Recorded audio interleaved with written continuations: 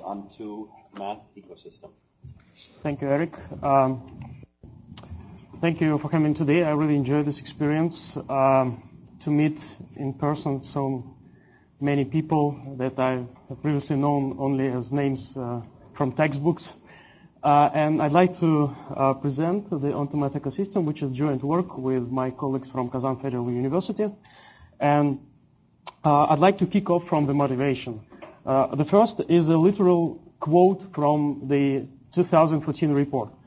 It emphasizes granularity of mathematical knowledge, distinguishing mathematical objects, concepts, and relationships. And the goal of this workshop is that if I got it correctly, is to come up with some language that empowers such a representation.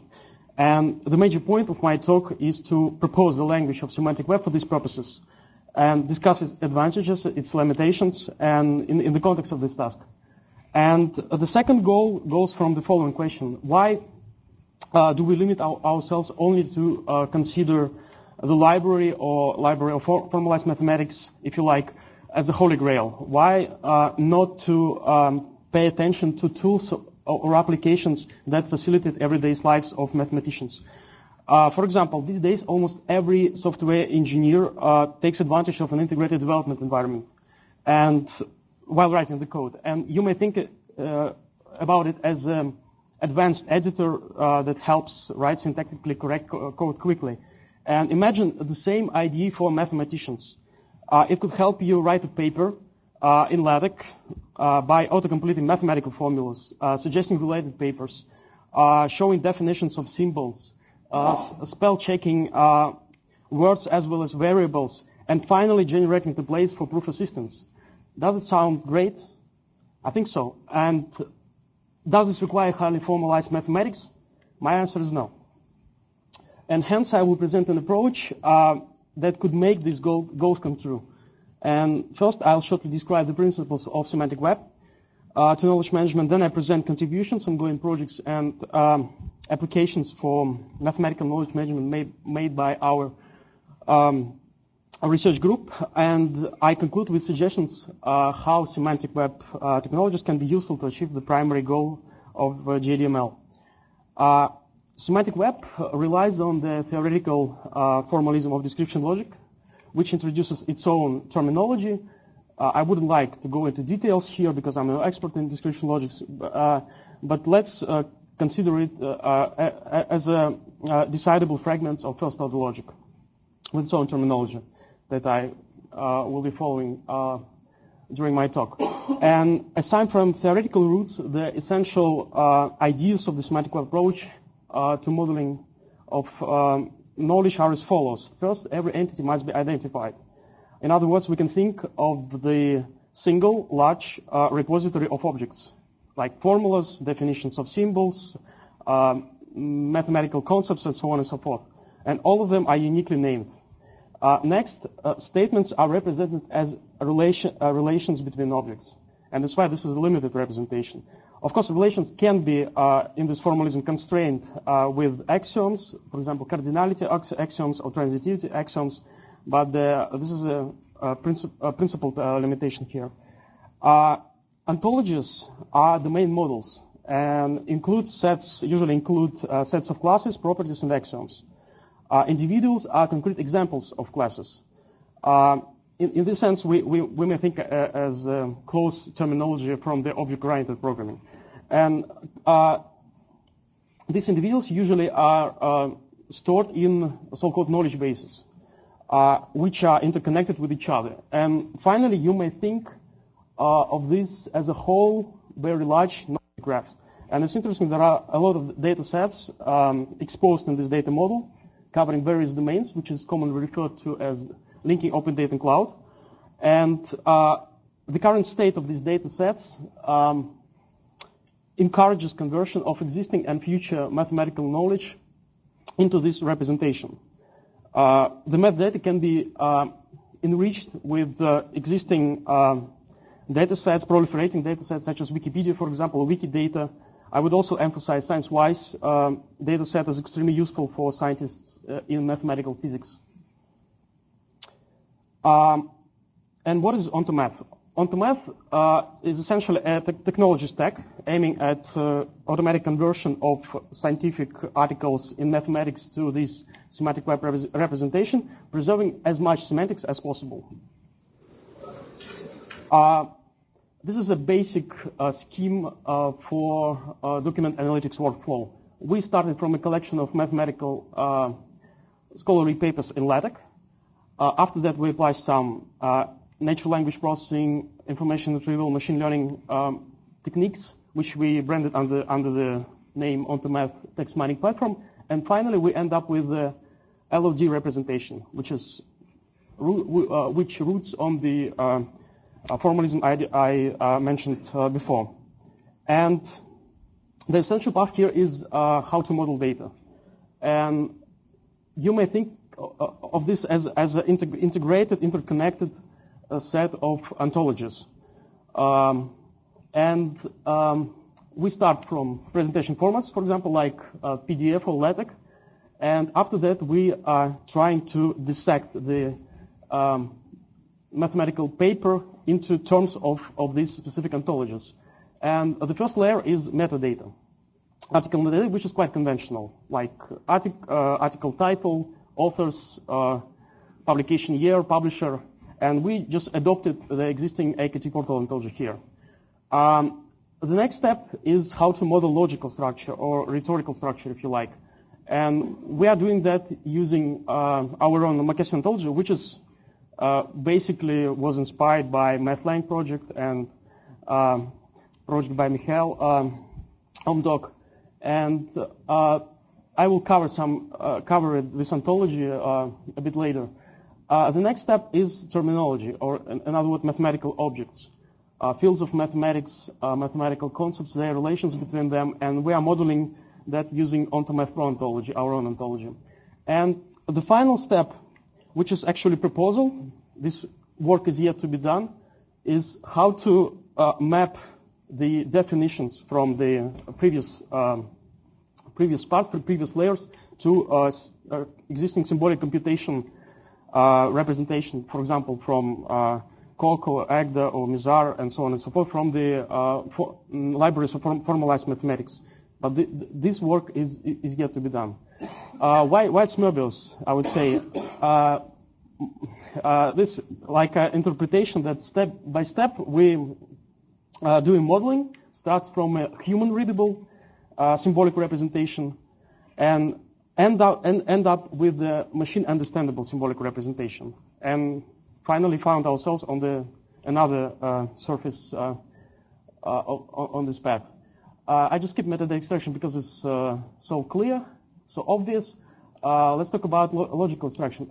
That's what I'm talking about. This is actually automatic methods relied on some NLP machine learning techniques, and these steps we are trying to do that automatically, of course with some level of errors, but I'd like to support the idea that this is actually feasible to do that automatically.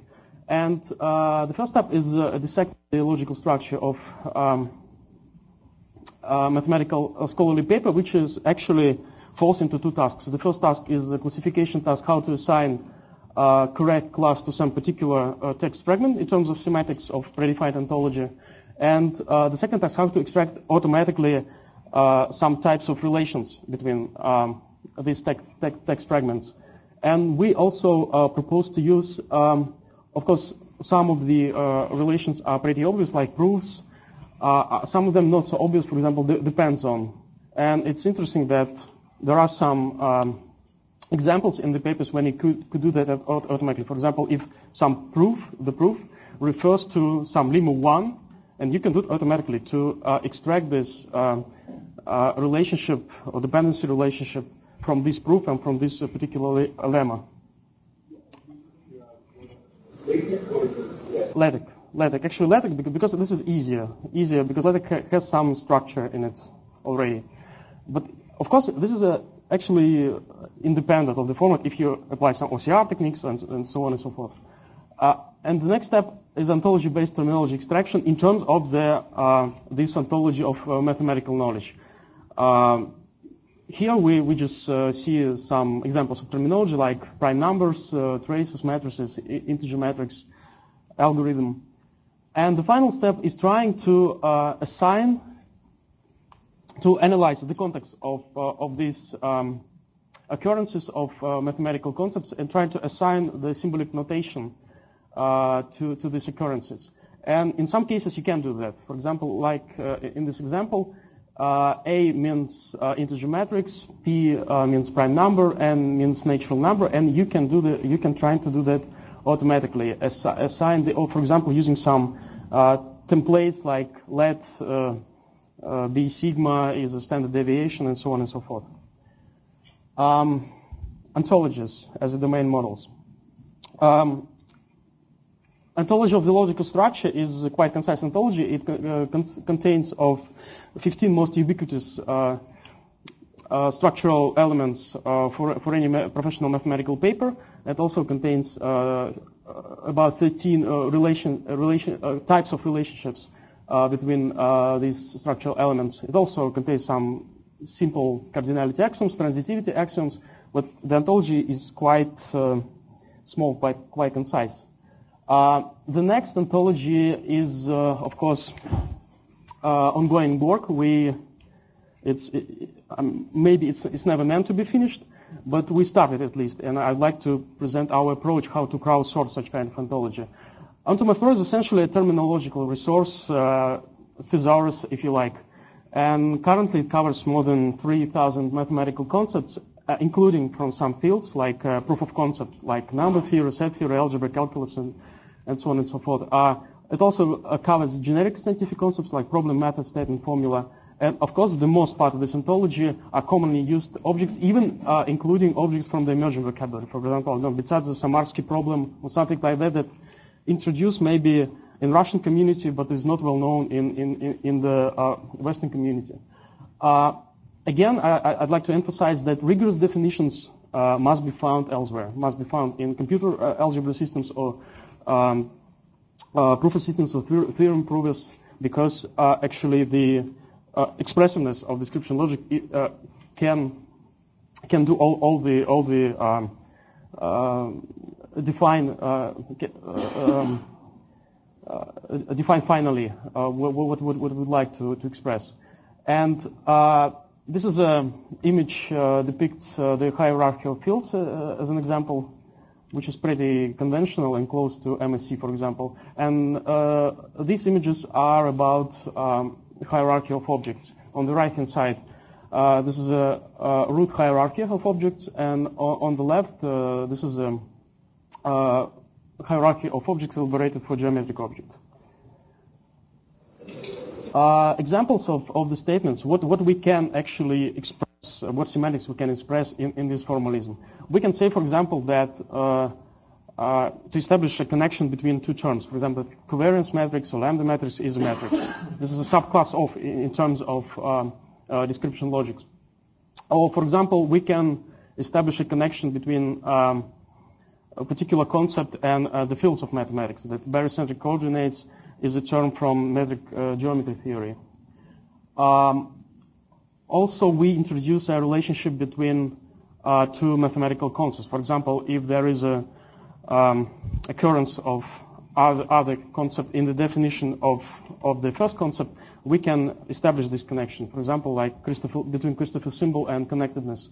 And finally, which is very useful in practice, a semantic relationship is a relationship between problem on task and method. Like in system linear equations is solved by a Gaussian elimination method. I also would like to briefly describe our crowdsourcing approach, how we develop this ontology.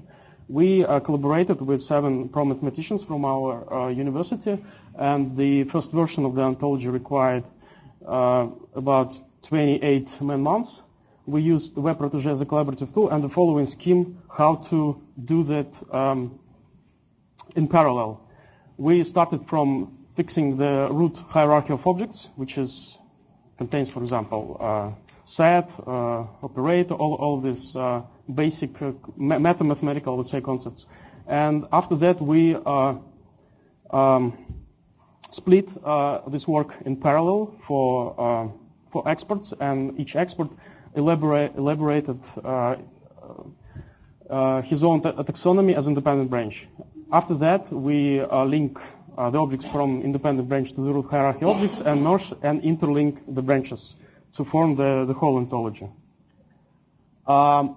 Is it really useful? Yes, I can do that.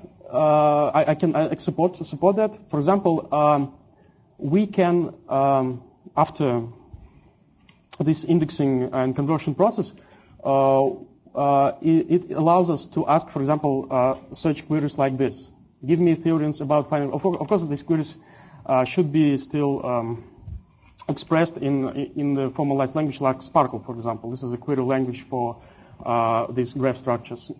And, for example, theorems about finding groups, or results, give me results of lemmas that are derived from Rawls' theorem. You can apply some kind of logical rules in order to do that logical inference on the fly during the query resolution, and you can come up with results that are actually relevant to these queries. Or, for example, is there any relation between Euclidean distance and Cave divergence? So, actually, this is can be deduced from the fact if there are any paths in the graph, in this knowledge graph between these concepts. I may provide Sparkle queries, but this is a natural language queries. How big is your ontology? As I said, currently the state of this ontology is just more than 3,000 objects, which is the exact number 3,450. But this is if you say ontology of mathematical concepts. But So how does that number of objects compare with MSC, for example? I'm not sure actually the exact numbers, but comparing, for example, to Wikipedia, and that's why the data integration can be beneficial with such existing resources. Of course, this is a small number, a small fraction, but that's why I'm emphasizing that this work is ongoing. Actually, I support here just methodology or crowdsourcing methodology, how we can do that. Of course, it would be better if we incorporate the knowledge of such prominent mathematicians in order to boost the development of this ontology. Find Wikipedia and Wikipedia useful in terms of their category, in terms of the way that they have CSOs and so on, and find that useful? Actually, Wikipedia, it's interesting that Wikipedia, from the modeling perspective, has its own problems. For example, with hierarchy, with categories, and we find that there is no transitivity even in Wikipedia categories. That's why we came up actually with a different methodology and different data model. How to at least model this taxonomy with respect to subclass of relationship. Did you find that OWL and OntoMath and Sparkle and that sort of thing was actually useful on ontologies? Does it map well to the kinds of ways that mathematicians talk about different categories of things related? As a proof of concept, I would say yes, because for this particular and pretty diverse set of fields of mathematics, we can do that. But of course, that's the problem. Is there any? I would say I would consider it from the applications. If this is they are really useful for applications, the semantics is all right.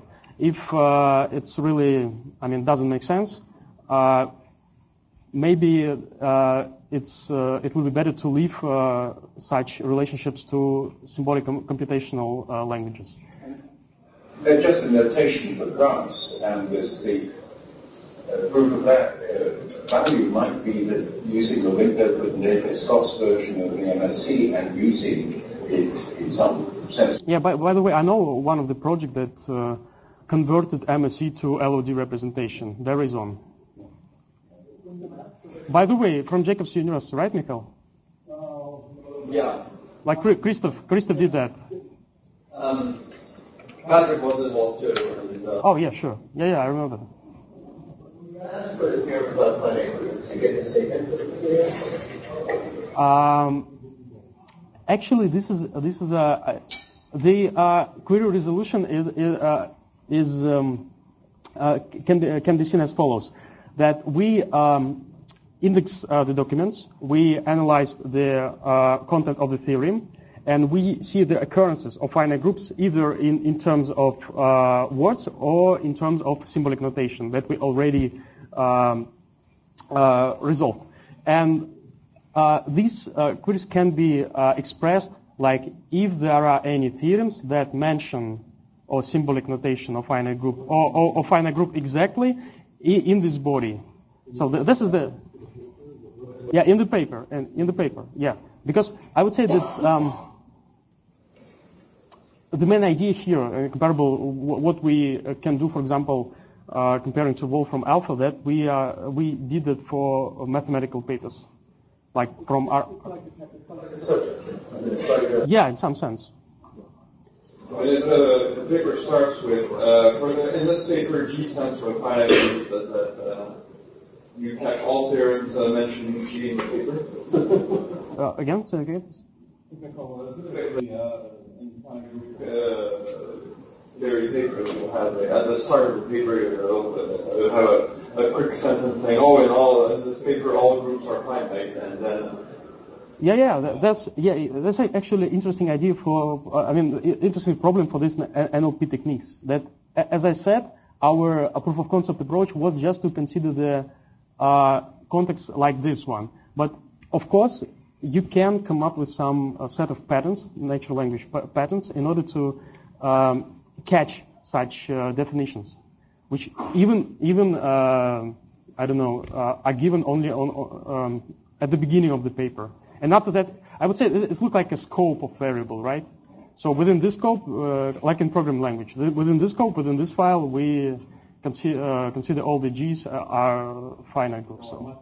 Mentioning G's, right? We'd love to say all groups are finite. Yeah, but I think that it depends on the statistics. Maybe you can find it only for some portion of documents. And for many documents, it actually works. Yeah. Just in this example, have you evaluated your automatic method linguistically? What the precision and recall? Yeah, precision. Yeah. Thank you for the discussion. Actually, precision and recall. Yeah, of course, we measured it, and it depends on the particular task. For example, if we talking about this task, I would say that F measure is around like 70 something. I don't remember the exact number. But of course, there's a lot of work to do, how to improve that. But I would say that current state of natural language processing techniques, and maybe Stephen seconds that they are at very high level in order to rely on them and trying to do that already automatically, because they're improving every day. But you have no non-local. Right now, you're still doing local analysis. Yeah, local. Yes. Well, and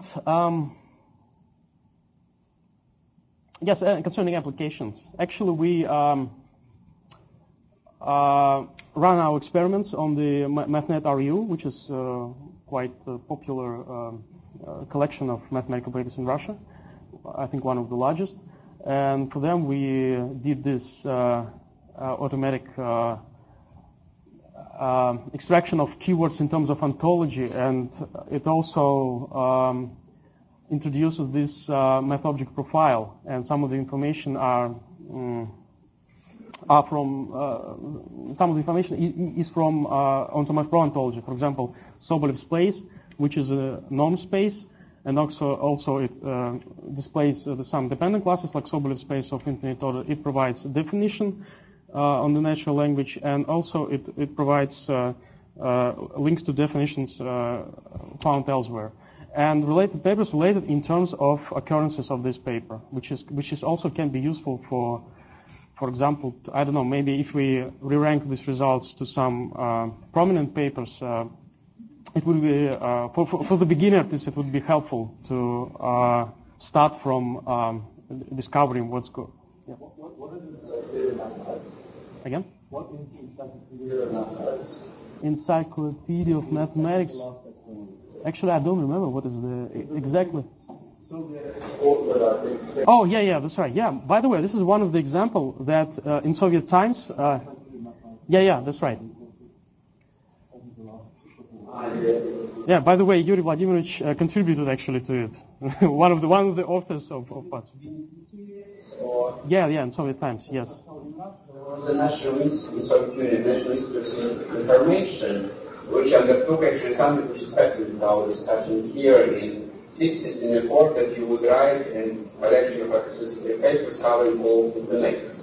They have volumes which you might have seen in Springer Orange translation, which call like analysis in 3, analysis in 4, whatever, algebra, cognitive algebra 5, and usually it was like 350 pages, because the papers covering all developments from the previous 2 hour days, which were regularly updated, and which had all the below. That was before internet age. They are still very useful. And if we discuss any part of any sort of report like this, something like that, some of them are still updated by Springer, by the way. Yeah, they have. Yeah, there is a translation. Yeah, I've seen it. Anyway. It's only accessible online. So what is the big nuance that we have in the Some portion of that was translated. Yeah. Sorry, it's a relevant question, but EDM, the Japanese contemporary fiction and mathematics, does that exist in online form at this point? It does not exist online. There's a PDF capture, but that's all. But does it exist in English? Or Yes. very good. We used to have a kind of item. I agree. The older item is in English. But there's no. Oh, there's a new version? New one, there's a Japanese. Actually, in Soviet Union, we had 5 big volumes, like Encyclopedia Britannica, Encyclopedia of Mathematical Sciences, which was very good. I don't think it exists online. It's just like 5 paper volumes, which should like 5 big volumes of Encyclopedia Britannica, and it hasn't been updated since 20 years ago, but it was a very useful resource for the internet. So it's basically like Wikipedia style description of all mathematics, but written by designated professionals. Like this covers you are appointed who writes what, and you are appointed. These are really useful types of documents. I mean, like the EDM, for example, so there's a new version of what was it in Japanese? Unfortunately, we claim mathematics continues to be true. What's that? We claim that math continues to be true, so it's still useful. The research says that it was translated into English and there are 10 more that is not. But I never seen it on my site. I've seen online.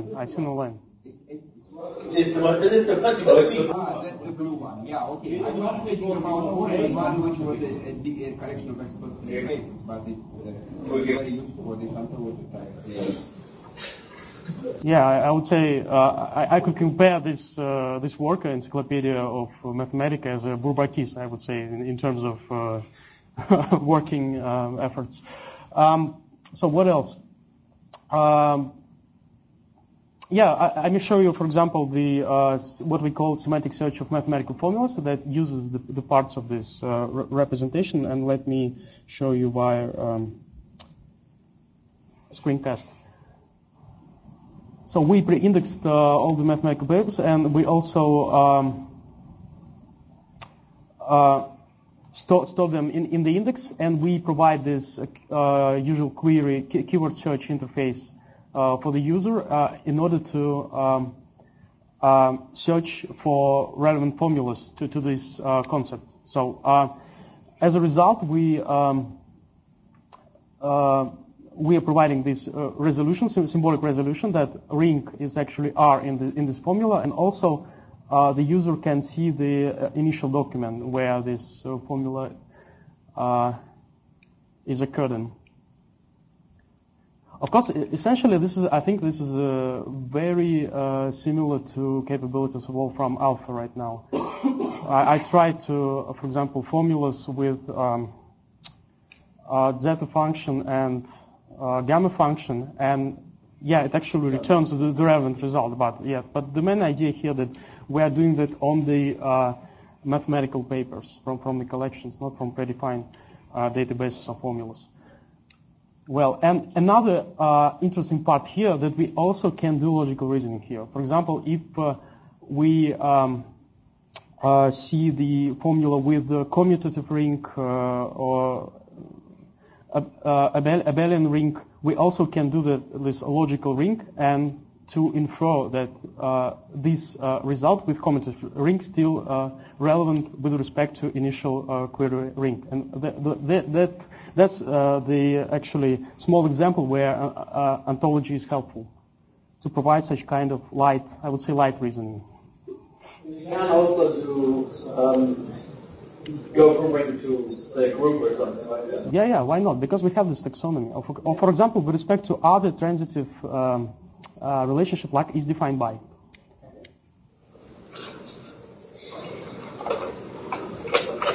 Okay, and let me just conclude because I think I ran out of time.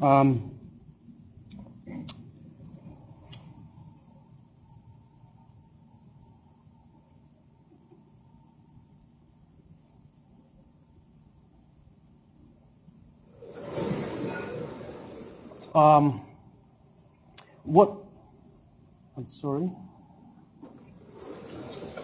Okay. Anyway, what actually, what semantic web can do for GDML? Sorry, this is not up-to-date version. Yeah, this one. Semantic web can provide a human-readable and machine-extractable language to support, I would say, the basic tasks for GDML, like search and discovery, search formulas, navigation, mathematical graph. But also, I think the valuable thing here is that it can be a model to glue together presentation formats, presentation models with highly formalized formats, highly formalized models from symbolic computational languages. And also, I would say that knowledge integration can be also beneficial with integration with some existing data sets in chemistry or in physics, as I said, for example, for science-wise. And this is a third point where semantic web and its technologies can be helpful. And that's all. That's our papers, if you're interested in this approach in detail. And thank you very much for your attention.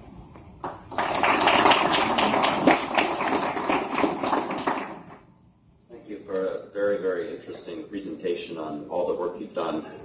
Let's take one question. I'll try to get the final speaker started to get set up. Ready? So just on the previous this presentation in highly formalized formats. From the work, do you have any insights or ideas as to what the highly formalized formats should look like or what properties? I would say that we end up, in OntoMath Pro, we end up with a definition of mathematical concepts and slightly for variables that represent, or symbols that represent mathematical concept. And I would say if there is a mapping between this concept with this identifier, URI, which was one of my points, to some, I don't know, maybe file in Coq or file in Agda with some, again, identifier that's stored in some single large repo of the code. Maybe this is a way how to map this together. And after that, we actually get the how would say to benefits from the both world. We can do some applications that I try to show that some of the applications actually do not require any highly formalized mathematics. And of course, it would be interesting to, as I said, from the idea to generate some templates or some templates for proof assistance. And you can do that after you resolve this mapping task. After you know that this finite group can also have, it also has definition in the repo in Coq or something like that. And after that, you can just use this, this highly formalized, definition for some other purposes. That would only work if you had a full proof already in Coq. If you didn't have one and you have your semantic representation, then it... I'm sorry. You need to know how to, from your semantic representation, you still need to know how to find the proof in Coq or whatever, if the proof didn't exist.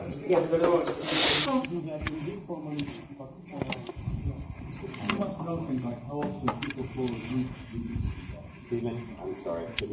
There's many interesting things to do. It's extremely interesting. Thanks, Nikita, again. Thank you very much.